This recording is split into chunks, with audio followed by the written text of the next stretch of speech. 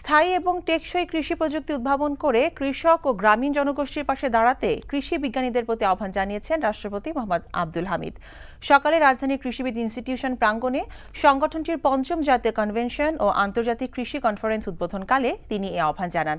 রাষ্ট্রপতি বলেন, কৃষিখাতে নতুন প্রযুক্তি এবং বিভিন্ন জাতের ফসল ও বীজ উদ্ভাবনে বাংলাদেশের সাফল্য প্রশংসনীয়। তাই কৃষি গবেষকদের উদ্ভাবনী ও গবেষণা প্রক্রিয়া অব্যাহত রাখার তাগিদ দেন তিনি। সেই সাথে রাষ্ট্রপতি মনে করেন, এ খাতের অর্জিত সাফল্য ধরে রাখতে কৃষি উৎপাদন ও বিপণনে বহুমুখীকরণের বিকল্প নেই।